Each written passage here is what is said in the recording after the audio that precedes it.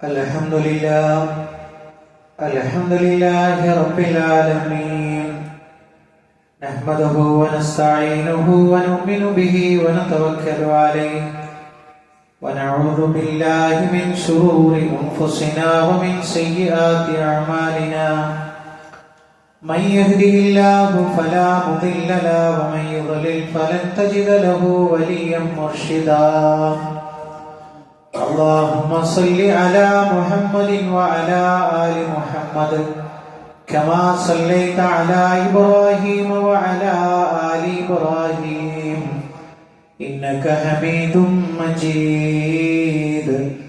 Allahumma barik ala Muhammadin wa ala ali Muhammad kama barakta ala Ibrahim wa ala ali Ibrahim innaka Hamidum مجيد. أما بعد فإن خير الحديث كتاب الله وخير الهدي هدي محمد صلى الله عليه وسلم وشر الأمور محدثاتها وكل محدثة بدعة وكل بدعة ضلالة وكل ضلالة في النار.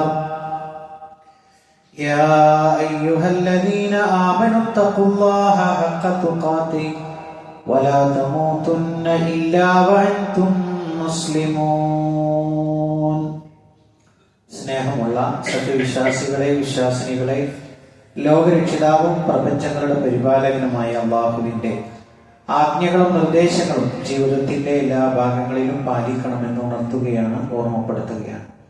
റഹ്മാനായ റബ്ബ് നമ്മുടെ കൂടിച്ചേരൽ ഉഖ്റവിയായ ലോകത്ത് വേറെ നന്മകൾ ലഭിക്കുന്ന അമലുകളിൽ ഉൾപ്പെടുത്തി അനുഗ്രഹിക്കുമാറാകട്ടെ.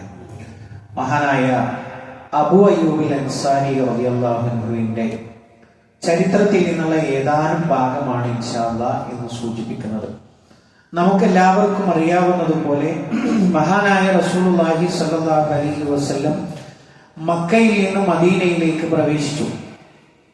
മദീനയിലേക്ക് പ്രവേശിക്കുന്നതിന് മുമ്പ് ഒരു 2-3 ദിവസം കഴിഞ്ഞിട്ടാണ് പ്രവാചകൻ സല്ലല്ലാഹു അലൈഹി വസല്ലമ മദീനയിലേക്ക് പ്രവേശിക്കുന്നത്. അതിനു മുമ്പ് പ്രവാചകൻ സല്ലല്ലാഹു അലൈഹി വസല്ലമ ഖുബാ ഉൾക്കൊള്ളുന്ന ആ ഒരു സ്ഥലത്താണ് ആദ്യമായിട്ട് തമ്പടിക്കുന്നത്. ഏകദേശം ഒരു വെള്ളിയാഴ്ച ദിവസമാണ് പ്രവാചകൻ സല്ലല്ലാഹു അലൈഹി വസല്ലം മദീനയിലേക്ക് പ്രവേശിക്കുന്നത്. അതിന് തൊട്ട് മുമ്പുള്ള 2-3 ദിവസം പ്രവാചകൻ കഴിയുന്നത് ഈ ഖുബയുമായി ബന്ധപ്പെട്ട സ്ഥലമാണ്. നമുക്കറിയാം, മദീനത്ത് പോയ ആളുകൾക്കറിയാം, പ്രവാചകൻ സല്ലല്ലാഹു അലൈഹി വസല്ലമ പറഞ്ഞിട്ടുള്ള ഒരു കാര്യം, ഖുബയിലെ പള്ളിയിൽ കയറി ഒരാള് 2 റക്അത്ത് നമസ്കരിച്ചാൽ അത് എന്റെ കൂടെയുള്ള ഉംറക്ക് സമാനമാണ് എന്ന് പ്രവാചകൻ സല്ലല്ലാഹു അലൈഹി വസല്ലമ പ്രസ്താവിച്ചത് കാണാൻ കഴിയും. ഖുബയുടെ പള്ളിക്ക് ഒരു പ്രത്യേകതയുണ്ട്, നമ്മൾ പ്രത്യേകം ശ്രദ്ധിക്കേണ്ടുന്ന ഒരു കാര്യം. പ്രവാചകൻ സ്വന്തം കൈകളെ കൊണ്ടുണ്ടാക്കിയ ഒരു പള്ളി കൂടിയാണ്, ആദ്യമായി നിർമ്മിച്ച പള്ളിയാണ്. മാത്രമല്ല, അവിടെ നമുക്ക് കാണാൻ കഴിയും ജിബ്രീൽ അലൈഹിസ്സലാമയാണ് ഖിബില നിർണയിച്ചു കൊടുക്കുന്നത്. അങ്ങനെ ഒട്ടേറെ ഫളായിലുകളുള്ള ഒരു പള്ളിയാണ് ഖുബയിലെ പള്ളി എന്ന് പറയുന്നത്. അങ്ങനെ പ്രവാചകൻ സല്ലല്ലാഹു അലൈഹി വസല്ലമ ഒരു വെള്ളിയാഴ്ചയോടടുത്ത ദിവസമാണ്, വെള്ളിയാഴ്ച ദിവസമാണ് മദീനയിലേക്ക് പ്രവേശിക്കുന്നത്. അപ്പൊ അന്ന് നമുക്ക് എല്ലാവർക്കും അറിയാവുന്നതുപോലെ മദീനയെ നിവാസികൾ, കാരണം പ്രവാചകൻ സല്ലല്ലാഹു അലൈഹി വസല്ലമ അവിടേക്ക് പ്രവേശിക്കുന്നതിന് മുമ്പ് തന്നെ അവിടെ അവർ നമസ്കാരവും കാര്യങ്ങളൊക്കെ നിർവഹിക്കുന്നുണ്ട്. അപ്പൊ പ്രവാചകൻ സല്ലല്ലാഹു അലൈഹി വസല്ലം അവിടേക്ക് പ്രവേശിക്കുന്ന സമയത്ത് പ്രവാചകനെ എതിരേൽക്കാൻ വേണ്ടി അവരുടെ തനതായ വസ്ത്രങ്ങൾ അണിഞ്ഞ് സ്ത്രീകളും പുരുഷന്മാരും ഒക്കെ പ്രവാചകൻ സല്ലല്ലാഹു അലൈഹി വസല്ലമയെ ഒരു നോക്ക് കാണാൻ വേണ്ടി മദീനയുടെ തെരുവോരങ്ങളിലൂടെ ഇറങ്ങി നിന്നു എന്നത് നമുക്ക് ചരിത്രങ്ങളിൽ കാണാൻ കഴിയും. അത് മാത്രമല്ല, പ്രവാചകൻ സല്ലല്ലാഹു അലൈഹി വസല്ലമയെ എതിരേൽക്കുന്ന ആ ദിവസമാണ് മദീന പ്രകാശപൂരിതമായിരുന്നു എന്ന് ചരിത്രങ്ങളിൽ നമുക്ക് കാണാൻ കഴിയും. അങ്ങനെ പ്രവാചകൻ സല്ലല്ലാഹു അലൈഹി വസല്ലമയുടെ ഒട്ടകം പ്രവാചകനും അനുചരന്മാരും ഇങ്ങനെ മദീനത്തേക്ക് പ്രവേശിക്കുകയും, അങ്ങനെ മദീനത്തേക്ക് പ്രവേശിക്കുന്ന സമയത്ത് ഓരോ ആളുകളും തങ്ങളുടെ വീടുകൾ എത്തുമ്പോൾ ഈ ഒട്ടകത്തിന്റെ കടിഞ്ഞാണ് പിടിച്ച് വലിക്കാൻ തുടങ്ങി, തങ്ങളുടെ വീടുകളിലേക്ക് പ്രവാചകനെ ആനയിക്കാൻ വേണ്ടി. അപ്പൊ ഇത് കണ്ട പ്രവാചകൻ സല്ലല്ലാഹു അലൈഹി വസല്ലം പറഞ്ഞു, ഖല്ലു സബീലഹ ഫഇന്നഹാ മഹ്മൂറ, നിങ്ങൾ അതിന്റെ പാട്ടിന് വിടുക. അതിന് കൃത്യമായ കൽപ്പനയുണ്ട് എവിടെയാണ് മുട്ടുകുത്തേണ്ടത് എന്നത്. അങ്ങനെ കഴിഞ്ഞുപോയ ആളുകൾക്ക്, വീടുകൾ കഴിഞ്ഞുപോയ ആളുകൾക്ക് നിരാശയും വരാനിരിക്കുന്ന വീടുകളിലെ സഹാബികൾക്ക് പ്രതീക്ഷയും നൽകിക്കൊണ്ട് ആ ഒട്ടകം മുന്നോട്ട് പോകണം. അങ്ങനെ പ്രവാചകൻ സല്ലല്ലാഹു അലൈഹി വസല്ലം ഇരിക്കുന്ന ആ ഒട്ടകം പിന്നെ ഒരു പറമ്പിൽ പോയി മുട്ടുകുത്തി. അവിടെ അത് മുട്ടുകുത്തി. അപ്പോൾ പ്രവാചകൻ സല്ലല്ലാഹു അലൈഹി വസല്ലം ചോദിച്ചു, ഇത് ആരുടേതാണ്? അപ്പോ പ്രവാചകൻ സല്ലല്ലാഹു അലൈഹി വസല്ലമയോട് പറഞ്ഞു, സഹൽ സുഹൈൽ എന്ന് പറയുന്ന രണ്ട് അനാഥ ബാലന്മാരുടേതാണ്. അപ്പൊ അതിൽ കാര്യമായിട്ടൊന്നുമില്ല. അവിടുത്തെ പ്രദേശക്കാരായ ആളുകൾ അവരുടെ ഈത്തപ്പഴമൊക്കെ പിന്നെ ഉണക്കാൻ ഉപയോഗിക്കുന്ന ഒരു സ്ഥലമാണ്. അപ്പൊ പ്രവാചകൻ സല്ലല്ലാഹു അലൈഹി വസല്ലമ അവിടെ ഒരു പള്ളി നിർമ്മിക്കാൻ നമ്മുടെ മനസ്സിലേക്ക് വരേണ്ടുന്ന ഒരു ചിത്രമുണ്ട്. ഇന്നത്തെ മസ്ജിദ് നബവിയുടെ തുടക്കമാണ് പറയുന്നത്. ഇന്നത്തെ പ്രകാശപൂരിതമായി മദീനത്തുർ റസൂലിൽ നമ്മൾ കാണുന്ന ആ മസ്ജിദ് നബവിയുടെ തുടക്കമാണ് പറയുന്നത്. അങ്ങനെ പ്രവാചകൻ സല്ലല്ലാഹു അലൈഹി വസല്ലമക്ക് ആ സ്ഥലം താല്പര്യമുണ്ട് എന്നറിഞ്ഞപ്പോ ഈ സഹൽ സുഹൈൽ എന്ന് പറയുന്ന രണ്ട് അനാഥ ബാലന്മാർ അത് സൗജന്യമായിട്ട് പ്രവാചകൻ സല്ലല്ലാഹു അലൈഹി വസല്ലമക്ക് കൊടുക്കാൻ തയ്യാറായി. പ്രവാചകൻ എന്തില്ല, അതിനൊരു വില കെട്ടിയിട്ട് അതിനെ പർച്ചേസ് ചെയ്യുകയാണ് ചെയ്തത്. സൗജന്യമായിട്ട് സ്വീകരിക്കാൻ തയ്യാറായില്ല. പ്രവാചകന്റെ ഏത് രൂപങ്ങൾ നിങ്ങൾ എടുത്ത് പരിശോധിച്ചാൽ ഒരു യഥാർത്ഥത്തിലുള്ള ഒരു അമീറിനെ നമുക്ക് അവിടെ കാണാൻ കഴിയും. അതൊരു സൗജന്യമായിട്ടല്ല, പണം കൊടുത്തിട്ടാണ് ആ മസ്ജിദ് നബവി നിലനിൽക്കുന്ന സ്ഥലം വാങ്ങിയത്. അങ്ങനെ പ്രവാചകൻ സല്ലല്ലാഹു അലൈഹി വസല്ലം അവിടെ ഒരു പള്ളി നിർമ്മിക്കണം. അതിന് തൊട്ട് തനിക്ക് താമസിക്കാനുള്ള ഹുജറയും ഉണ്ടാക്കണം. അപ്പൊ ഏകദേശം നമ്മുടെയൊക്കെ മനസ്സിൽ ഒരു കോൺക്രീറ്റ് ബിൽഡിംഗ് അല്ലല്ലോ. നമ്മുടെയൊക്കെ മനസ്സിൽ വരേണ്ടത് എന്താണ്? ഈത്തപ്പന മട്ടലുകൾ കൊണ്ട് ഉണ്ടാക്കിയ തൂണിൽ അതിന്റെ പട്ടകൾ ഉപയോഗിച്ചിട്ടുള്ള ഒരു പുരയാണ് ആദ്യത്തെ നിർമ്മിതി എന്ന് പറയുന്നത്. അപ്പൊ ഏകദേശം ഒരു 10-15 ദിവസം എടുക്കും, ഒരു 2 ആഴ്ച എടുക്കുന്ന സമയം. അപ്പൊ പ്രവാചകൻ സല്ലല്ലാഹു അലൈഹി വസല്ലമക്ക് ഈ നിർമ്മാണം പൂർത്തിയാകുന്നത് വരെ താമസിക്കണം. പ്രവാചകൻ സല്ലല്ലാഹു അലൈഹി വസല്ലമയെ കാണാനും കേൾക്കാനും ഒക്കെ ഒരുപാട് ആളുകൾ വരും. ആ പ്രവാചകൻ സല്ലല്ലാഹു അലൈഹി വസല്ലമ ചോദിച്ചു, അയ്യു ബുയൂത്തിൻ അഹ്ലുനാ അഖറബ്, ഇതിന്റെ അടുത്തുള്ള വീട് ആരുടേതാണ്? ഉടനെ ഖാലിദ് ഇബ്നു യസീദ് റളിയല്ലാഹു അൻഹു പറഞ്ഞു, അല്ലാഹുവിന്റെ റസൂലേ, ഇതെന്റെ വാതിൽ, പിന്നെ വീടിന്റെ ഡോറാണ് ആ കാണുന്നത്, അതെന്റെ വീടാണ്. എന്ത് സന്തോഷത്തിൽ അത് പറഞ്ഞറിയും. അപ്പോ ഈ ഖാലിദ് ഇബ്നു യസീദ് എന്ന് പറയുമ്പോൾ നമുക്ക് ഒരു അപരിചിതത്വം തോന്നിയേക്കാം. നമുക്ക് പരിചിതമായ പേര് എന്താണ്? അദ്ദേഹത്തിന്റെ വിളിപ്പേരാണ്. ഏതാ വിളിപ്പേര്? അബൂ അയ്യൂബിൽ അൻസാരി റളിയല്ലാഹു അൻഹു ആണ് ഈ ഖാലിദ് ഇബ്നു യസീദ് എന്ന പേരിലുള്ള സഹാബിയുടെ. അങ്ങനെ പ്രവാചകൻ സല്ലല്ലാഹു അലൈഹി വസല്ലം തന്റെ വീട്ടിലേക്ക് വരുന്നു എന്നറിഞ്ഞപ്പോൾ പ്രവാചകന്റെ ലഗേജ് ഒക്കെ എടുത്ത് അദ്ദേഹം വീട്ടിലേക്ക് ചെല്ലുകയാണ്. അദ്ദേഹത്തിന്റെ വാക്കുകളിൽ തന്നെ നമുക്ക് എടുത്ത് പരിശോധിക്കുമ്പോൾ കാണാൻ കഴിയും, ലോകത്തുള്ള എല്ലാ നിധികളും എന്റെ പേരിലായതിനേക്കാൾ വലിയൊരു സന്തോഷമാണ് അള്ളാഹുവിന്റെ റസൂൽ സല്ലല്ലാഹു അലൈഹി വസല്ലം എന്റെ വീട്ടിലേക്ക് വരുന്നു എന്നറിഞ്ഞപ്പോൾ എനിക്കുണ്ടായത്. അപ്പൊ സാമാന്യ തരക്കടില്ലാത്ത ഒരു 2 നില വീടാണ്. അപ്പൊ നമ്മളിങ്ങനെ വിചാരിക്കും, നമ്മുടെ വീട്ടില് ഇങ്ങനെ സങ്കല്പിച്ചിട്ട് നല്ലൊരു പിന്നെ കോലായും അതേപോലെ തന്നെ മാർബിൾ കൊട്ടാരവും കോൺക്രീറ്റിന്റെ 2 വീടും ഒന്നുമില്ല. ഈത്തപ്പന തടിയിൽ ഉണ്ടാക്കിയ ഒരു വീട്, അതുകൊണ്ടുണ്ടാക്കിയിട്ടുള്ള ഒരു 2 നില വീട് അന്നത്തെ ഒരു മദീന നിവാസികളിൽ തരക്കേടില്ലാത്തൊരു വീടാണ്. അങ്ങനെ പ്രവാചകൻ സല്ലല്ലാഹു അലൈഹി വസല്ലമക്ക് മുകൾ ഭാഗമാണ് സെറ്റാക്കിയത്. പ്രവാചകന് താമസിക്കാൻ മുകൾ ഭാഗം സ്വൈര്യമായിട്ട് അവിടെ പ്രവാചകൻ വസിക്കട്ടെ. ആ പ്രവാചകൻ സല്ലല്ലാഹു അലൈഹി വസല്ലം വന്ന സമയത്ത് മുകൾ ഭാഗമാണ് തനിക്ക് വേണ്ടി ഒരുക്കിയതെന്ന് അറിഞ്ഞപ്പോ അള്ളാഹുവിന്റെ റസൂൽ സല്ലല്ലാഹു അലൈഹി വസല്ലം പറഞ്ഞു, ഓ അബൂ അയ്യൂബ്, അത് താങ്കളുടെ സ്വകാര്യതയ്ക്ക് പ്രശ്നമാവും. ഞാൻ ഇവിടെ ഉണ്ടെന്ന് അറിഞ്ഞാൽ ഒരുപാട് സന്ദർശകർ എനിക്കുണ്ടാവും. അപ്പൊ മുകൾ ഭാഗത്ത് ഞാൻ താമസിക്കുമ്പോൾ അത് താങ്കളുടെ ജീവിതത്തിന് തന്നെ വല്ലാതെ ബുദ്ധിമുട്ടും. അതുകൊണ്ട് താങ്കൾ എന്ത് ചെയ്യാം, എനിക്ക് താഴ്ഭാഗത്ത് സൗകര്യമൊരുക്കുക. അങ്ങനെ മനമില്ലാ മനസ്സോടു കൂടി പ്രവാചകൻ സല്ലല്ലാഹു അലൈഹി വസല്ലമക്ക് വീടിന്റെ താഴത്തെ ഭാഗം സംവിധാനിച്ചു. അങ്ങനെ അന്നത്തെ രാത്രി വളരെ നമ്മളൊക്കെ അത്ഭുതപ്പെടേണ്ടുന്ന ഒരു കാര്യം, നമുക്കൊക്കെ പ്രവാചക സ്നേഹം എന്ന് പറഞ്ഞാൽ ജാഥ നടത്തി അന്നത്തെ ദിവസം കാവ കുടിച്ച് ദഫ് മുട്ടി അതൊക്കെയല്ലേ പരിചയമുള്ളത്. പ്രിയപ്പെട്ടവരെ, പ്രവാചക സ്നേഹം എന്താണ് എന്നുള്ളത് ഈ ചരിത്രം തീരുമ്പോൾ നമുക്ക് മനസ്സിലാകും. നമ്മൾ കണ്ട പിന്നെ നബിദിനൊന്നും അല്ല യഥാർത്ഥത്തിലുള്ള നബിദിനം. അവർക്ക് എല്ലാ ദിവസവും നബിദിനായി. നിങ്ങൾ ആലോചിച്ചു, അന്നത്തെ രാത്രി അബു അയ്യൂബ് അൻസാരി റളിയല്ലാഹു ഭാര്യയിൽ കിടക്കുകയാണ്. അപ്പൊ അവരുടെ ആലോചന മുഴുവൻ എന്താണ്? എങ്ങനെ പ്രവാചകനെ തൃപ്തിപ്പെടുത്തും ഭക്ഷണം കൊണ്ട്. അവർക്ക് ഈ ഒരു 15 ദിവസം കിട്ടിയത് അത് പ്രവാചകനെ സന്തോഷിപ്പിക്കണം എന്നുള്ളതിൽ ഇങ്ങനെ രണ്ടുപേരും ആലോചിച്ച് കിടക്കുന്നത്. അപ്പോഴാണ് പെട്ടെന്ന് അബു അയ്യൂബ് അൻസാരി റളിയല്ലാഹു ഒരു ചിന്ത വരുന്നത്. അത് സ്വന്തം ഭാര്യയോട് അദ്ദേഹം ഷെയർ ചെയ്യും. നമ്മൾ എന്തു പണിയെ കാണിച്ചത്? പ്രവാചകൻ സല്ലല്ലാഹു അലൈഹി വസല്ലം താഴെ കിടക്കുന്നല്ലോ, നമ്മൾ എവിടെ കിടക്കുന്നത്? പ്രവാചകന്റെ മുകളിലല്ലേ കിടക്കുന്നത്? എന്തൊരു മണ്ടത്തരാണ് നമ്മൾ ചെയ്തത്. എന്നിട്ട് നിങ്ങൾ ആലോചിച്ചു പ്രിയപ്പെട്ടവരെ, അപ്പോ പ്രവാചകൻ സല്ലല്ലാഹു അലൈഹി വസല്ലം താഴെ ഏകദേശം ഒരു മധ്യഭാഗത്താണ് കിടക്കുന്നത് അറിഞ്ഞപ്പോൾ രണ്ടുപേരും തങ്ങളുടെ കിടപ്പറ അല്ലെങ്കിൽ കിടക്കുന്ന സ്ഥലം ചുമരിനോട് ചേർത്ത് വെക്കുക. അവർ രാത്രി എഴുന്നേൽക്കുന്നത് ഈ പൂച്ചകളൊക്കെ നടക്കുന്നത് പോലെ ചുമരിനോട് ചേർന്നിട്ടാണ് നടക്കുന്നത്. കാരണം എന്താ? പ്രവാചകന്റെ മുകളിലാണ് തങ്ങൾ ചവിട്ടുന്നത്. നിങ്ങൾ ആലോചിച്ചു നോക്കൂ. അങ്ങനെ അവർ നേരം വെളുപ്പിക്കും. നേരം വെളുത്തിട്ട് പ്രവാചകൻ സല്ലല്ലാഹു അലൈഹി വസല്ലം വിളിച്ചെന്നിട്ട് പറയണം, അല്ലാഹുവിന്റെ റസൂൽ ഒരിക്കലും ഞാൻ സമ്മതിക്കൂല, നിങ്ങളെ മുകളിൽ തന്നെ കഴിയണം. അപ്പൊ എന്താ പോയി പ്രശ്നം? അല്ലാഹുവിന്റെ റസൂൽ, ഞങ്ങൾ കിടക്കുന്നത് എവിടെയാണ്? അങ്ങയുടെ മുകളിലാണ്. ഞങ്ങൾ ചവിട്ടുന്നത് എവിടെയാണ്? അങ്ങയുടെ മുകളിലാണ്. ഒരിക്കലും അത് സമ്മതിക്കൂല എന്ന് പറഞ്ഞപ്പോ അള്ളാഹുവിന്റെ റസൂൽ സല്ലല്ലാഹു അലൈഹി വസല്ലം പറഞ്ഞു, ഓ അബൂയ്യൂബ്, അതൊന്നും കാര്യാക്കണ്ട, എനിക്ക് ഏറ്റവും കംഫർട്ട് ആയിട്ടുള്ള ഈ താഴ്ഭാഗം അത് അവിടെ തന്നെ ഇരിക്കട്ടെ എന്ന് പറഞ്ഞു. അങ്ങനെ മനമില്ല മനസ്സോടുകൂടി അബൂ അയ്യൂബ് അൻസാരി റളിയല്ലാഹു പിന്മാറി. മറ്റൊരു സംഭവം ഉണ്ടായി. ഏതാ സംഭവം? ഒരിക്കൽ അതിശൈത്യമുള്ള നല്ല തണുപ്പുള്ള ഒരു രാത്രി അബൂ അയ്യൂബ് അൻസാരി റളിയല്ലാഹു പിന്നെ രാത്രി ഒരു അർദ്ധരാത്രിയായപ്പോ ഒരല്പം വെള്ളം കുടിക്കാൻ വേണ്ടി എഴുന്നേറ്റ സമയത്ത് അദ്ദേഹം ആ പൂജയിൽ നിന്ന് വെള്ളം എടുത്തിട്ട് ഇങ്ങനെ കുടിക്കുന്ന സമയത്ത് അറിയാതെ അത് തട്ടിയിട്ട് അതിലത്തെ വെള്ളം താഴ്ഭാഗത്തേക്ക് പോയി.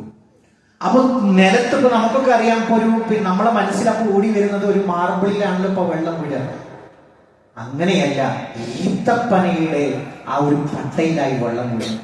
ഉടനെ ഭാര്യയും അബൂ അയ്യൂബ് അൻസാരി റളിയല്ലാഹു ചെയ്തതെന്താണ്? തങ്ങൾക്ക് ആകെയുള്ള കമ്പിളി കൊണ്ട് ഈ വെള്ളം ഇങ്ങനെ ഒപ്പിയെടുക്കുക.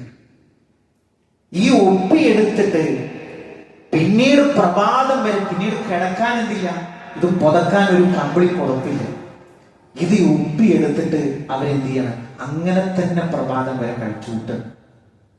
നിങ്ങൾ ആലോചിച്ചോളൂ പ്രിയപ്പെട്ടവരെ. എന്നിട്ട് പിറ്റേന്ന് പ്രഭാതമായപ്പോ അള്ളാഹുവിന്റെ റസൂൽ സല്ലല്ലാഹു അലൈഹി വസല്ലം പറഞ്ഞു, ഒരിക്കലും ഞാൻ സമ്മതിക്കില്ല റസൂലേ, അങ്ങ് മുകളിലേക്ക് തന്നെ വരണമെന്ന് പറയാം. നിങ്ങൾ ആലോചിച്ചോളൂ, അവര് കാണിച്ച സ്നേഹത്തിന്റെ ഒരു 7 അയലത്ത് എന്ന് നമ്മുടെ നാട്ടിൽ മൊത്തം കാണുന്ന നബിദിന കോലാഹലക്കാരെത്തും. ആ ജാതിയിൽ ആര് പങ്കെടുക്കുന്നുണ്ട്? കാലങ്ങളായിട്ട് ജുമാക്ക് വരാത്തവർ വരെ ആ നബിദിന റാലിയിലുണ്ട്. സുബ്ഹിന്റെ ജമാഅത്തിൽ വരാത്തവർ ആ നബിദിന റാലിയിലുണ്ട്. ഇതിന്റെ 7 അയലത്ത് എത്തുമോ നിങ്ങൾ? അള്ളാഹുവിന്റെ റസൂൽ സല്ലല്ലാഹു അലൈഹി വസല്ലമക്ക് ഓരോ ദിവസവും ഇഷ്ടപ്പെട്ട ഭക്ഷണം ഒരുക്കുന്നതിൽ വളരെ ശ്രദ്ധയായിരുന്നു. എന്നിട്ട് മിച്ചമുള്ള പ്രവാചകൻ ഒരു അല്പം കഴിച്ച് മിച്ചം വരുമ്പോൾ സമയത്ത് ഭാര്യയോട് ചോദിക്കും, എവിടെയാണ് അള്ളാഹുവിന്റെ റസൂൽ കഴിച്ചത്? എന്നിട്ട് അവിടുന്ന് കഴിക്കും. കാരണം എന്താ? അള്ളാഹുവിന്റെ റസൂൽ സല്ലല്ലാഹു അലൈഹി വസല്ലം കൈവച്ചതിനൊരു ബർക്കത്തുണ്ട്. കൈവച്ചതിനൊരു ബർക്കത്തുണ്ട്. എന്നിട്ട് അവിടെ നിന്ന് കഴിക്കും. സുബ്ഹാനല്ലാഹ്. മറ്റൊരു സംഭവം എന്ന് പറയുമ്പോൾ ഒരിക്കൽ പ്രവാചകൻ സല്ലല്ലാഹു അലൈഹി വസല്ലമക്ക് ഇഷ്ടപ്പെട്ട ഒരു ഭക്ഷണം ഉണ്ടാക്കി. അതിന്റെ മുകളിൽ വെളുത്തുള്ളി ഇങ്ങനെ വെതറിയിട്ട പ്രവാചകൻ സല്ലല്ലാഹു അലൈഹി വസല്ലം കൊടുത്തയച്ചത്. പ്രവാചകൻ അത് അങ്ങനെ തന്നെ തിരിച്ചയച്ചു. ഭാര്യക്കും അബൂ അയ്യൂബ് അൻസാരി റളിയല്ലാഹു വല്ലാത്ത വിഷമം. ഇതെന്താ സംഭവിച്ചത്? നമ്മൾ ഉണ്ടാക്കിയതിൽ എന്തെങ്കിലും പ്രശ്നം? അങ്ങനെ വല്ലാത്തൊരു വിഷമത്തോടു കൂടി ചെന്ന് ചോദിച്ചു, അല്ലാഹുവിന്റെ റസൂലേ, എന്താണ് അങ്ങ് ഈ ഭക്ഷണം മടക്കി അയച്ചത്? അപ്പൊ അബൂ അയ്യൂബ് അൻസാരി റളിയല്ലാഹു അൻഹു പ്രവാചകൻ പഠിപ്പിച്ചു കൊടുക്കുകയാണ്, ഓ അബൂ അയ്യൂബ്, അതിന്റെ മുകളിൽ വെളുത്തുള്ളി ഉണ്ട്.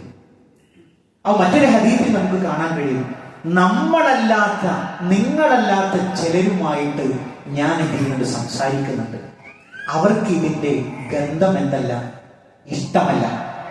അപ്പോ എന്നാൽ മറ്റുള്ള ഹദീസിൽ നമുക്ക് കാണാൻ കഴിയും, വെളുത്തുള്ളി പാചകം ചെയ്താൽ നമുക്ക് എന്ത് ചെയ്യാൻ പറ്റും? അത് കഴിക്കാൻ പറ്റും. എന്നാൽ ദുർഗന്ധമുണ്ടാകുന്ന രൂപത്തിൽ ഹദീസുകളിലൊക്കെ കാണാൻ കഴിയും, നിങ്ങൾ വെളുത്തുള്ളി കഴിച്ച് നിങ്ങൾ പള്ളിയിലേക്ക് വരരുത്. ഇതിനോട് ചേർത്ത് പറയാനുള്ള ഒരു കാര്യം, പുകവലിക്കുന്ന, രഹസ്യമായി പുകവലിക്കുന്ന ആളുകൾ ചിലപ്പോൾ ഈ സംസാരം കേൾക്കുന്ന കൂട്ടത്തിലുണ്ടാകും. അതിന്റെ മുകളിൽ എഴുതി വെച്ചിട്ടുണ്ട്, ഇത് ആരോഗ്യത്തിന് ഹാനികരം എന്ന് പറഞ്ഞിട്ട്. നിങ്ങൾ ആലോചിച്ചു നോക്കൂ, അതും വലിച്ചിട്ട് റഹ്മാനായ റബ്ബിനോട് എന്തു മറുപടി പറയും? എന്ത് ദുർഗന്ധത്തോടു കൂടിയാണ് പള്ളിയിലേക്ക് വരിക? നിങ്ങൾ ആലോചിച്ചു നോക്കൂ. നമ്മളൊക്കെ ശ്രദ്ധിക്കേണ്ടുന്ന ഒരു കാര്യം. അപ്പൊ അബൂ അയ്യൂബ് അൻസാരി പ്രവാചകൻ ചോദിച്ചു, അല്ലാഹുവിന്റെ റസൂൽ ഇത് ഹറാമാണോ? അപ്പൊ പ്രവാചകൻ സല്ലല്ലാഹു പറഞ്ഞു, ഇത് ഹറാമല്ല, പക്ഷെ ഞാൻ അത് പച്ചക്ക് തിന്നുന്നത് അത് വെറുക്കുന്നു എന്ന് പ്രവാചകൻ സല്ലല്ലാഹു അലൈഹി വസല്ലം പറഞ്ഞൊരു ചരിത്രം നമുക്ക് കാണാൻ കഴിയും. 83 വർഷക്കാലം പ്രവാചകൻ സല്ലല്ലാഹു അലൈഹി വസല്ലമയുടെ കാലശേഷം അദ്ദേഹം ജീവിക്കുന്നുണ്ട്. മഹാനായ മുആവിയ റളിയല്ലാഹു അൻഹുവിന്റെ കാലഘട്ടത്തിലാണ് അദ്ദേഹം വഫാത്താകുന്നത്. അന്ന് പ്രവാചകൻ സല്ലല്ലാഹു അലൈഹി വസല്ലമയുടെ കാലഘട്ടത്തിൽ അബൂ അയ്യൂബ് അൻസാരിയോട് ഒരു വല്ലാത്തൊരു പ്രവചനം പ്രവാചകൻ സല്ലല്ലാഹു അലൈഹി വസല്ലം നടത്തുന്നുണ്ട്. എന്ത്? 1000ഓളം വർഷം കൈയടക്കി വെച്ചിരിക്കുന്ന കുസ്തന്തീനിയ, കോൺസ്റ്റാന്റിനോപ്പിൾ, അത് മുസ്ലിം സൈന്യം കൈയടക്കും. അതിന്റെ അമീർ എത്ര നല്ലവൻ, അതിലെ പോരാളികൾ എത്ര നല്ലവൻ. ഈ കുസ്തന്തീനിയയുടെ ആ ഒരു പടയൊരുക്കത്തിന്റെ മുന്നണി പോരാളിയായിട്ട് പുറപ്പെടുമ്പോൾ അവിടേക്ക് എത്തുന്ന വേളയിലാണ് അദ്ദേഹത്തിന് ഈ ഒരു പ്രവചന ഓർമ്മയുണ്ട്. അന്നത്തെ പടയാളികൾ എത്ര നല്ലവർ, അവരുടെ അമീർ എത്ര നല്ലവൻ എന്ന പ്രവാചകന്റെ അസാധ്യമായ ഒരു പ്രവചനം നമുക്കവിടെ കാണാൻ കഴിയും. ആ ഒരു യുദ്ധവേളയിലാണ് അദ്ദേഹം മരണപ്പെടുന്നത്. മാത്രമല്ല, അലി റളിയല്ലാഹു അൻഹുവിന്റെ കാലഘട്ടത്തിൽ വളരെ വലിയൊരു സംഭവം ഉണ്ടായി. അന്ന് ബസറ സന്ദർശിച്ച സമയത്ത് അബൂ അയ്യൂബ് അൻസാരി ബസറ സന്ദർശിക്കുമ്പോൾ അവിടുത്തെ ഗവർണറാണ് ഇബ്നു അബ്ബാസ് റളിയല്ലാഹു. അദ്ദേഹം കെട്ടിപ്പിടിച്ചിട്ട് പറഞ്ഞു, എന്താ പറഞ്ഞറിയും? ഓ അബൂ അയ്യൂബ്, എന്താ താങ്കൾ ഞങ്ങളുടെ പ്രവാചകനെ, അല്ലേ, അബൂ അയ്യൂബ് എന്ന് പറയുന്ന ആ റളിയല്ലാഹു എന്ന് പറയുന്ന ഒരു നാമധേയം വിശ്വാസികൾ എവിടെയുണ്ടോ മദീനത്തെ റസൂൽ എന്ന് കേൾക്കുമ്പോൾ അതിനോട് ചേർത്ത് വെക്കുന്ന ഒരു പേരാണ്. അന്ന് ഞങ്ങളുടെ പ്രവാചകനെ അങ്ങ് സൽക്കരിച്ചതുപോലെ ഇന്ന് അങ്ങയെ ഞങ്ങൾ സൽക്കരിക്കും എന്ന് പറഞ്ഞുകൊണ്ട് അദ്ദേഹം അതിന് ഒരുക്കം ചെയ്യാൻ വേണ്ടി നിർദ്ദേശിക്കുന്ന ഒരു ചരിത്രം കാണാൻ കഴിയും. ചുരുക്കത്തിൽ പ്രിയപ്പെട്ടവരെ, ഇത്തരത്തിലുള്ള സ്വഹാബികളുടെ സീറകൾ അത് ഈമാനികമായിട്ടുള്ള വല്ലാത്തൊരു ആവേശം നമ്മുടെ ജീവിതത്തിൽ ഉണ്ടാക്കും. നമ്മുടെയൊക്കെ ഈമാനിന്റെ ഗതി നിർണ്ണയിക്കാൻ പ്രവാചക സ്നേഹവുമായി ബന്ധപ്പെട്ട് ഈ ഒന്നും പറയേണ്ടതില്ല. ജാഥയിൽ പങ്കെടുക്കണോ അല്ലെങ്കിൽ ഗൾഫ് മുട്ടണോ ഒന്നും. ഇവരുടെ ഈമാൻ, ഇവരുടെ പ്രവാചക സ്നേഹം അത് ജീവിതത്തിൽ പുലർത്തണമെന്നാണ് ഈ ഉമ്മത്തിനോട് നമുക്ക് പറയാനുള്ളത്. ഒരു ദിവസം ഗൾഫ് മുട്ടിപ്പോയി കിടന്നുറങ്ങുന്നതല്ല, ഇവരുടേതാണ് യഥാർത്ഥത്തിലുള്ള പ്രവാചക സ്നേഹം എന്നുള്ളതാണ് നമുക്ക് പറയാനുള്ളത്. അതുകൊണ്ട് പ്രിയപ്പെട്ട സത്യവിശ്വാസികൾ, ഇത്തരത്തിലുള്ള സീറകൾ നമ്മൾ കേൾക്കുക, പഠിക്കുക, റഹ്മാനായ റബ്ബിനെ നമ്മൾ ഭയപ്പെടുക. അല്ലാഹു അനുഗ്രഹിക്കുമാറാകട്ടെ.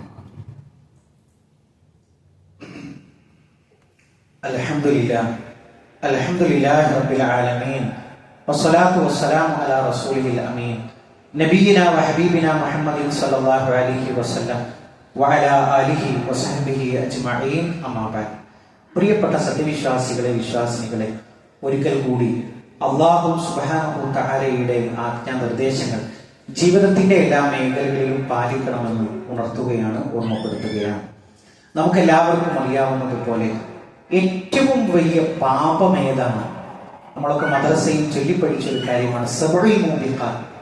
ഏറ്റവും വലിയ പാപം ഏതാണ് എന്ന് ചോദിച്ചപ്പോൾ അല്ലാഹുവിന്റെ റസൂൽ സല്ലല്ലാഹു അലൈഹി വസല്ലം ഒന്നാമത് കൊടുത്ത മറുപടി അത് നമ്മുടെ മനസ്സിൽ നമ്മൾ പഠിച്ചു വെക്കണം. അശ്ശിർക്കു ബില്ലാഹ്, അള്ളാഹുവിൽ പങ്കു ചേർക്കുക എന്നുള്ളതാണ്.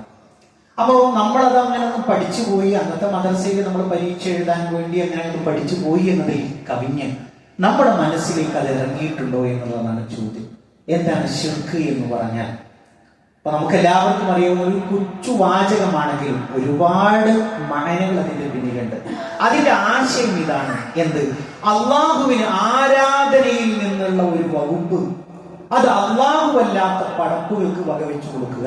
ഇതാണ് അതിന്റെ ആകത്തുക. ഏതുപോലെ അറവ് നടത്തുക, നേർച്ച നേരുക, അതല്ലെങ്കിൽ അള്ളാഹുവിനെ ഭയപ്പെടുന്നത് പോലെ ഇപ്പൊ നമ്മള് അന്യമതസ്ഥരായ ആളുകൾ നമ്മുടെ ബസ്സിൽ യാത്ര ചെയ്യുന്ന സമയത്ത് അവരുടെ ആരാധനാലയങ്ങൾ എത്തുമ്പോൾ അവരവിടെ എത്തുമ്പോൾ ഒരു പ്രത്യേകമായ ഒരു ആക്ഷനും ഒരു ഭാവവും ഒരു വിനയവും ഒക്കെ കാണും. അത്ര മതി. അള്ളാഹു അല്ലാത്തവരെ കുറിച്ച് ചിന്തിക്കുമ്പോൾ അല്ലെങ്കിൽ അള്ളാഹു അല്ലാത്ത ഒരു പടപ്പിന്റെ പേര് കേൾക്കുമ്പോൾ അള്ളാഹുവിനെ ഭയപ്പെടുന്നത് പോലെ ഭയപ്പെടുക എന്നുള്ളത് നമ്മുടെ ജീവിതത്തിന്റെ എല്ലാ അമലുകളെയും കുറിച്ചു കളയും എന്നുള്ളതാണ്. നിങ്ങൾ ആലോചിച്ച് നോക്കൂ. അല്ലാഹു സുബ്ഹാനഹു തആല ഒരു പിതാവ് മകനോട് നടത്തുന്ന ഒരു കാര്യമുണ്ട്, ഒരു ഉപദേശമുണ്ട്. പൊന്നുമോനെ, നീ അള്ളാഹുവിൽ പങ്കു ചേർക്കരുത്. അത് ഏറ്റവും ഗുരുതരമായ അക്രമമാണ്. മാത്രമല്ല, അത് ജീവിതത്തിൽ സംഭവിച്ചു കഴിഞ്ഞാൽ എന്താണ് ഉണ്ടാവുക? ഇന്നല്ലാഹ ലാ യഗ്ഫിറു അൻ യുശ്റക ബിഹി. അള്ളാഹു ഒരിക്കലും അവനോട് പങ്കു ചേർക്കുന്നതിന് പുറത്തു കൊടുക്കുകയില്ല അവന്റെ പടപ്പുകൾക്ക്. വയഗ്ഫിറു മാ ദൂന ദാലിക ലിമൻ യശാ. അവൻ ഉദ്ദേശിക്കുന്നവർക്ക് അതല്ലാത്തതെല്ലാം അവൻ പുറത്തു കൊടുക്കും. അവൻ ശിർക്ക് ചെയ്തുകൊണ്ട് ഒരാൾ മരണപ്പെട്ടാൽ അള്ളാഹു ഒരിക്കലും അത് അവനിൽ നിന്ന് സ്വീകരിക്കുക, ഒരിക്കലും അള്ളാഹ് അത് പുറത്തു കൊടുക്കുകയില്ല. മാത്രമല്ല പ്രിയപ്പെട്ടവരെ, സ്വർഗം ഹറാമാണ്. ഇന്നഹു മൻ യുശ്രിക് ബില്ലാഹി ഫഖദ് ഹറമ അല്ലാഹു അലൈഹിൽ ജന്ന. സ്വർഗം അവന്റെ മേൽ ഹറാമാക്കി വെക്കും എന്നുള്ളതാണ്. മാത്രമല്ല, നമ്മൾ ഒരുപാട് അമലുകൾ ചെയ്തിട്ടുണ്ട് എന്ന് വിചാരിച്ചുവെങ്കിൽ വലഖദ് ഊഹിയ ഇലൈക വഇലല്ലദീന മിൻ ഖബ്ലി ലയിൻ അശ്റക്ത ലയഹ്ബതന അമലു. ഒരു അമലും അല്ലാഹു ഇത്തരക്കാരുടെ ഈ ഒരു വിശ്വാസവുമായി ജീവിക്കുന്ന ആളുകളിൽ നിന്ന് സ്വീകരിക്കുകയില്ല എന്ന് പറയുമ്പോൾ നമ്മൾ വളരെ ഗൗരവമായിട്ട് എടുക്കണം. ഒരു മഖാമിന്റെ മുമ്പിലൂടെ ബസ് പോകുമ്പോൾ അതിലേക്ക് എറിയുന്ന നാണയത്തുട്ടിന്റെ വലുപ്പമല്ല. പിന്നെയോ, ഈ പോകുന്ന യാത്ര സഫലമാകണമെങ്കിൽ അവിടെ മറമാടപ്പെട്ട് കിടക്കുന്ന ആൾക്ക് കഴിവുണ്ട് എന്ന് വിശ്വസിക്കുന്നുവെങ്കിൽ അത് റഹ്മാനായ റബ്ബിന് പങ്കു ചേർക്കലാണ്. ഒരു ഉരുവിനെ അറക്കുമ്പോ ബിസ്മില്ലാഹിർ റഹ്മാനിർ റഹീം എന്ന് ഉച്ചരിച്ചുകൊണ്ടാണ് അറുക്കുന്നതെങ്കിലും ഇത് ബദരീങ്ങളുടെ പേരിലാണ് എന്നുള്ള ഒരു ഉദ്ദേശം ഉണ്ടെങ്കിൽ അതിന് പറയുന്ന പേരാണ് ശിർക്ക് എന്ന് പറയുന്നത്. മാത്രമല്ല, അള്ളാഹുവിനെ പിടിച്ച് സത്യം ചെയ്യുമ്പോ യാതൊരു മടിയുമില്ല. എന്നാൽ മമ്പുറത്തോ അതല്ലെങ്കിൽ നാഗൂരിലോ പോയി സത്യം ചെയ്യണമെന്ന് പറയുമ്പോൾ അതിന്റെ പേരിൽ മനസ്സിന് അസ്വസ്ഥത ഉണ്ടാകുന്നുവെങ്കിൽ, ഭയപ്പാടുണ്ടാകുന്നുവെങ്കിൽ അതിനു പേര് പറയുന്ന പേരാണ് അശ്ശിർക്കു ബില്ലാഹ് എന്ന് പറയുന്നത്. അതുകൊണ്ട് പ്രിയപ്പെട്ടവരെ, ഈ ഒരു വിശ്വാസത്തിലാണ് 99.4% വരുന്ന മുസ്ലിം സമുദായം ഉൾക്കൊള്ളുന്നത്. ഞാൻ അതിന്റെ ഗൗരവം പറഞ്ഞല്ലോ. റഹ്മാനായ റബ്ബ് ഒരിക്കലും പൊറുക്കപ്പെടാത്ത പാപമായിട്ട് ഗണിച്ചിട്ടുള്ളതാണ്. ആ ഒരു ഗൗരവം ആ വിഷയത്തിൽ നമുക്ക് ഉണ്ടാവണം എന്നുള്ളതാണ് സൂചിപ്പിക്കാനുള്ളത്. മറ്റൊരു പ്രധാനപ്പെട്ട ഒരു കാര്യം സൂചിപ്പിക്കാനുള്ളത്, പ്രിയപ്പെട്ടവരെ, ഇന്ന് നമ്മളൊരു കളക്ഷൻ എടുക്കുന്നുണ്ട്. ഇവിടെ ബക്കറ്റ് വെച്ചിട്ടുണ്ട്. അതേപോലെ തന്നെ പുറത്ത് സ്ത്രീകളുടെയും പുരുഷന്മാരുടെയും ഭാഗത്ത് നമ്മൾ QR കോഡ് വെച്ചിട്ടുണ്ട്. എന്തിനാണെന്ന് ചോദിച്ചാൽ, ഇപ്പൊ നമ്മളുടെയൊക്കെ ചെറുപ്പകാലങ്ങളിൽ നമുക്ക് ദീന് പറഞ്ഞു തരുന്ന ഒരു സംവിധാനമാണ് മദ്രസ സംവിധാനം എന്ന് പറയുന്നത്. അല്ലാഹു ഏറ്റവും ഇഷ്ടപ്പെടുന്ന ഒരു വിഭാഗം എന്ന് പറയുന്നത് ഖൈറുക്കും മൻ തഅല്ലമൽ ഖുർആന വഅല്ലമ. ഖുർആൻ പഠിക്കുകയും അത് പഠിപ്പിക്കുകയും ചെയ്യുന്നവരാണ് ഏറ്റവും ഉത്തമന്മാർ.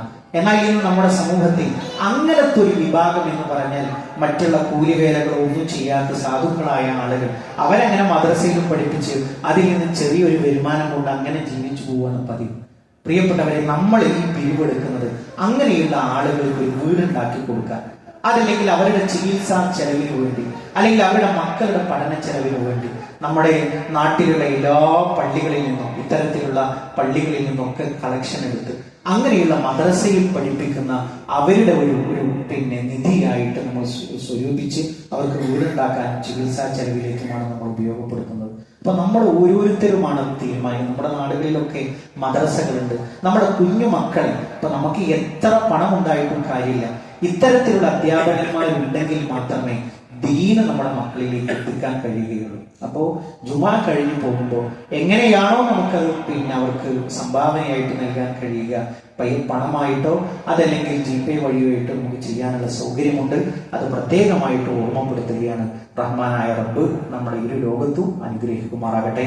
അല്ലാഹുമ്മ ഗ്ഫിർ ലിൽ മുഅ്മിനീന വൽ മുഅ്മിനാത്ത് വൽ മുസ്ലിമീന വൽ മുസ്ലിമാത്ത് അൽഅഹ്യാഇ മിൻഹും വൽ അംവാത്ത് ഇന്നക മുജീബു ദഅവാതി യാ ഖാദിയൽ ഹാജാത്ത്. അല്ലാഹുമ്മ അജ്ർനാ മിനൻ നാർ, അല്ലാഹുമ്മ അജ്ർനാ മിനൻ നാർ. اللهم ربنا تقبل منا انك انت السميع العليم وتب علينا انك انت التواب الرحيم. امين امين برحمتك يا ارحم الراحمين. اللهم صل على محمد.